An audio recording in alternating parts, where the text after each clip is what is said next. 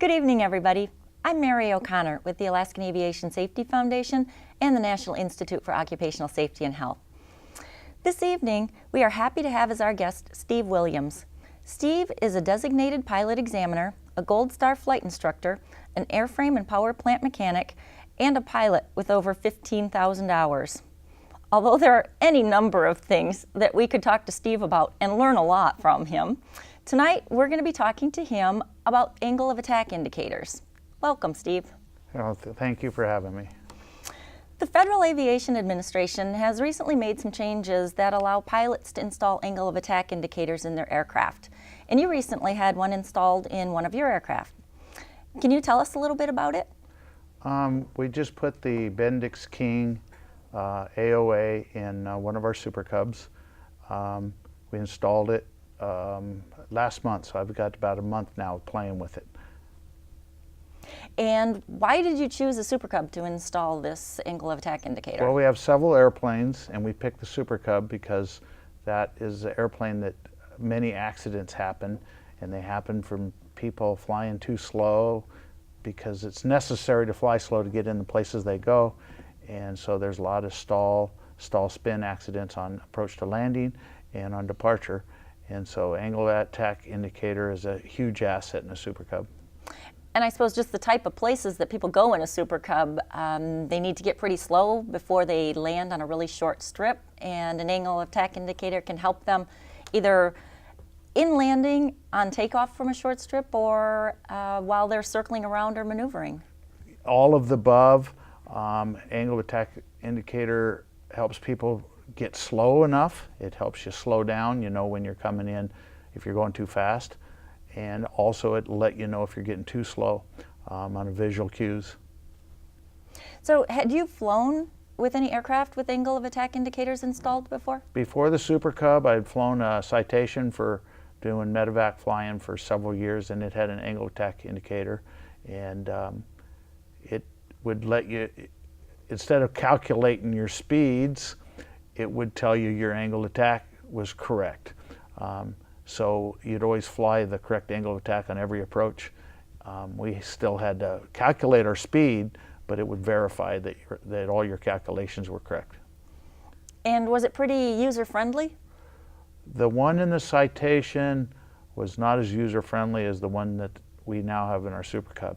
One in the Super Cub works really good. Oh, great. So they're new and improved. It's definitely a better system. It was an analog system that we had on the Citation, and this is a digital color bar readout with a blue dot when you have your 1.3 VSO. It works, it's really intuitive. Okay, so how close does it come to give you a warning before you actually enter a stall? When you're cruise, it has a green bar, and then when you're slowing down on downwind and base, it'll go yellow, and then when you get to your 1.3 VSO, it'll turn blue, and then as you get slower than 1.3 VSO, it'll start turning red, and then when it gives you two red bars, it starts talking to you, and then when it gives you a red arrow, it starts, it lets you know that you're slow. It starts talking to you through your audio and through a visual display. So basically you just have to interpret colors. You don't have to figure out any calculations or think about numbers. I like people to have a yellow bar on base, a yellow bar until your wings level, ball centered on final, and then a blue dot, and I carry a blue dot all the way down till landing's assured, and then you can then you can get a red bar, but you don't want the arrow before you touch down. Okay, that makes sense. As an instructor, does this help you teach students about stalls, or is it just used for landings? It's great on stalls because an airplane will stall at any airspeed and any pitch attitude, and so it will if it gives a red line when you're in downwind, because in your turn you're not losing altitude and you build G-forces, it lets you visualize the angle of attack on an indicator, and it will light up a red the red line in some places people would be amazed. And so it's a good teaching tool of angle of attack instead of just pitch attitude and airspeed. And it's easier then for pilots to absorb that information. It's another tool. I don't want people flying an angle of attack as a primary instrument, but it's a teaching tool.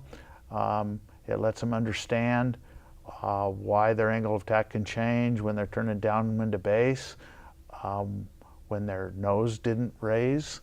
So it's a tool that helps people understand flying. Sounds like a great safety aid. It's a great safety aid. When I was flying this weekend and the Talkeetnas landed on some short strips, I turned it off because I got tired of it talking to me when I was landing. And then when I was coming in on my next approach, I missed it. I turned it back on quickly. Well, thank you, Steve. I look forward to hearing more about angle of attack indicators and your experience with them. Thank you. I enjoy flying them, and sorry about that. No, we'll look forward to hearing more next time.